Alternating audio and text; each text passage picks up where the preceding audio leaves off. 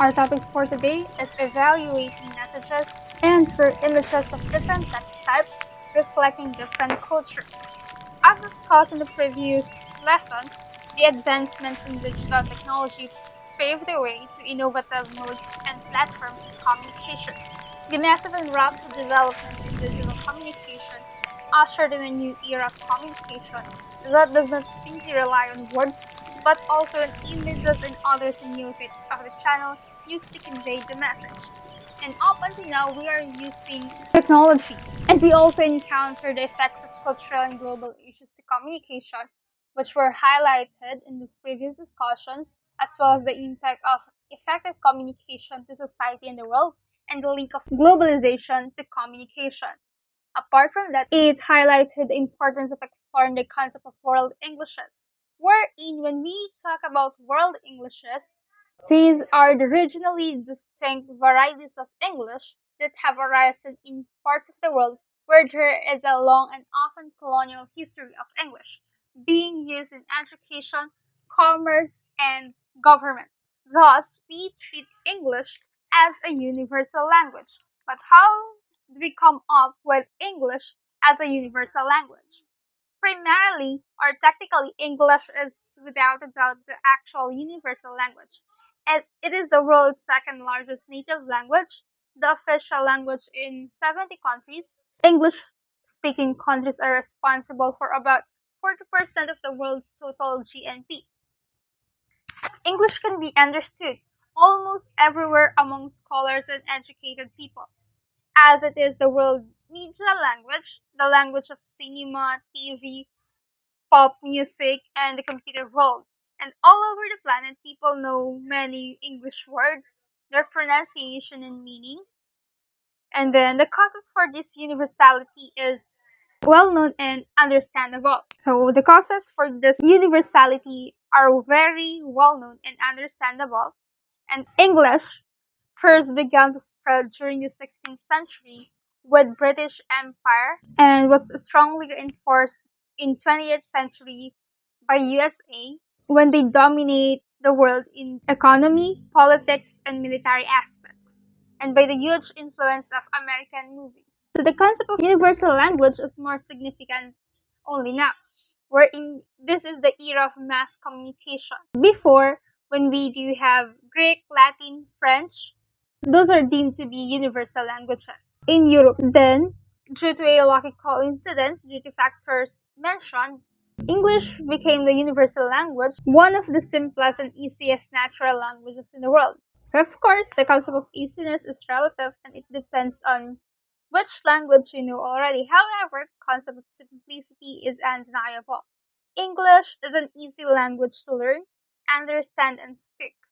A complex language such as Hungarian, French, and so on would be a very unlikely candidate for a universal language. So moving forward, dahil sa existence ng English as the lingua franca, we devised different varieties or different techniques on how we are going to communicate with others. Thus, it results to different varieties or meron tayong kanya-kanyang way on how we're going to use English just to communicate with others. So, doon nagkaroon ang world Englishes. Nagkaroon tayo ng Philippine English, Singaporean English, Indian English, and so on. Almost every country, meron silang variety of English. So, that's why nagkaroon tayo ng two major issues. First is the extreme or the goal of national or regional identity. Second is the goal of intelligibility. Let's talk first about the goal of national or regional identity. People use a variety of English with its specific grammar, structure, and vocabulary to affirm their national or ethnic identity. In the Philippines, we have the so-called dine-in or take-out. Naka-accustom siya sa Filipino way. Kasi kapag pumunta kayo sa ibang country, it's not dine-in or take-out. It will be having here or take-away. It sets our identity. For the goal of intelligibility, users of a regional variety should ideally still be readily understood by users of English everywhere else in the world to fully participate in the use of English as an international language, just like bean and can. So bean for British English and can for American English. Magkaiba yung term, pero parehas yung context. Kasi bean can similarly pertain to container. Now, paano naman nare-resolve itong issue ng intelligibility ng Oxford University kung ano yung kanilang mga idadagdag sa Oxford Dictionary? And in 2015, para sa Philippine English, this is one of the highlights kasi merong 40 Filipino coined words na na-add sa Oxford English Dictionary, all of which were categorized under Philippine English.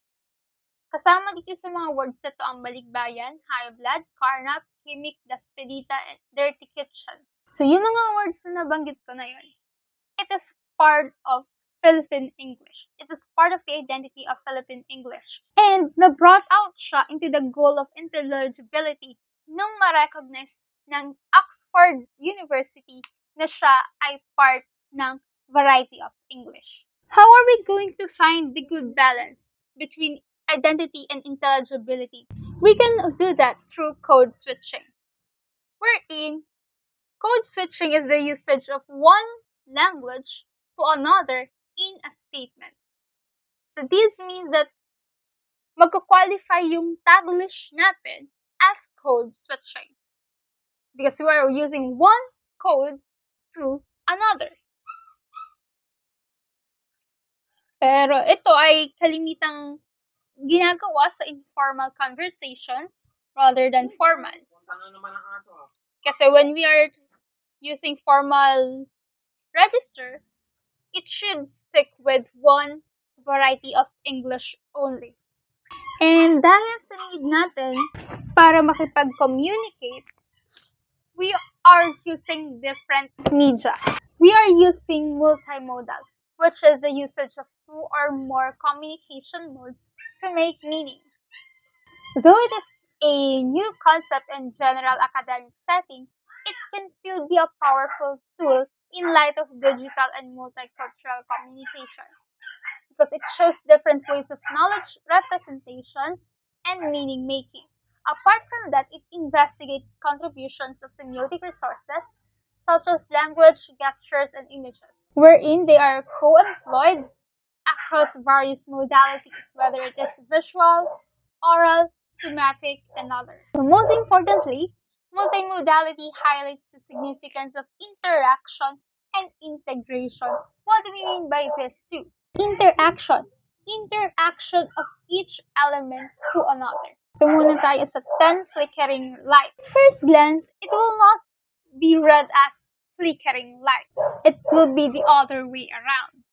Dahil sa failure ng interaction of each elements. Ano po ba yung nag-fail na elements dito? Character spacing. Kasi it will be read naman as flickering kung merong sufficient na spacing para sa each character. Pangalawa, pwede namang i-change yung font style or i-enhance yung font size. Pero dahil hindi na-consider dito sa paggawa ng cover, nagkaroon ngayon ng double meaning or nagkaroon ng misinterpretation when it comes to the words na ginamit. And then we have integration. Integration of the message to the element that you are using. So here, parehas naman sila ng wordings, pero magkaiba ng font style. At yung font style na yun ay matitreat natin as element in multimodal. At dahil sa change in element in font style, nagkaroon din siya ng different meaning. First one, you'll always be mine seems romantic. And then, you'll always be mine dito sa pangalawang picture seems scary. Dahil din sa font style. So as you can see, it is necessary for you to take into consideration the integration of message sa inyong elements. Otherwise, it will result into different meaning. At ayaw nating mangyari yun whenever we are communicating. We don't want others to misinterpret our message. Take into consideration the interaction of elements and the integration of meaning for you to produce a coherent text or coherent multimodal presentation. Paano nyo po ba mapapakita or ano yung means for you to show multimodal? So we have here paper, digital, transmedia, and live. Paper muna, these are the printed ones, which includes books, comics, posters, and brochures. Digital naman, ito yung makikita nyo online or ito yung makikita ninyo in a soft copy. Slide presentations, vlogs, web pages, social media, animation, film, and video games. For live naman, ito yung mga performances. Singing, acting, dancing, and so on. For transmedia, this is a combination of at least two forms of multimodal. So it's either live and digital, paper and digital, paper and live. For example, paano po magkakaroon ng transmedia na ang combination ay digital and live? Merong mga acts na ginagawa wherein gumagamit sila ng lightings para ma-enhance yung performance nila while dancing. Second naman ay manipulation of digital aspect para sa performance. Paper and live naman, book which will be put into acting. So that is transmedia. Kasi you're using two media para maipakita ang isang story. Examples. So this poster is entitled Run for Rio, a run for a cause, an event organized for the benefit of the Philippine International Volunteers for the 2013 World Youth Day, which was held in Rio de Janeiro. So the inclusion of the multicolored bird, which is the official mascot of the year's World Youth Day, is crucial in juxtaposing it with the actual text on top of the photo. Since blue is used as the poster's dominant color, the multicolored symbol is highlighted that even if the onlooker fails to read the text, the purpose of the event will still be obvious. That's the reason for using logos or markers whenever you are making your poster or multimodal para ma-identify kung kaninong organization yun. Kahit na hindi nila basahin word for word, malalaman nila kung sino yung organizer ng event, kung para saan yung event, kung para kanino. Yun ang usage ng symbols. So the same reason goes with the use of silhouette of a man running, kasi it suggests the nature of the event, which is a fun run, a run for a cause. And then carve the Redeemer statue on top of the mountain suggests venue of World Youth Day, which is Rio de Janeiro. And then we have here the use of red in the text for the amount and the running distance to get the attention of the viewer. But still, it doesn't overshadow other elements. Biblical quote and the cross add also to the religious motive of the event, thus making it coherent. Each element play a role in this poster. As you can notice here, April 7, 2013, 4 a.m., Rojas Avenue, Davao City, plays in just one part of the poster.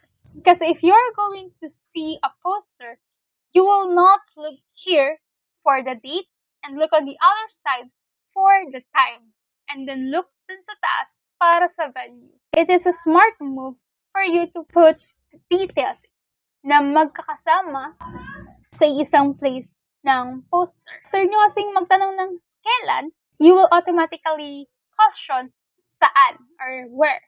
Kaya, it's important for you to place details or similar details, related details, sa isang part lang.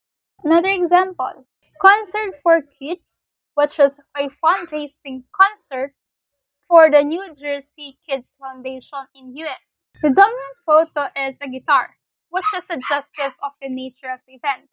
It is concert, therefore, we should see an element na suggestive ng music. So in this photo, they use a guitar with candy strings. Ano naman po yung sinasuggest ng candy strings? It suggests the beneficiaries of the event, wherein They are kids with special needs.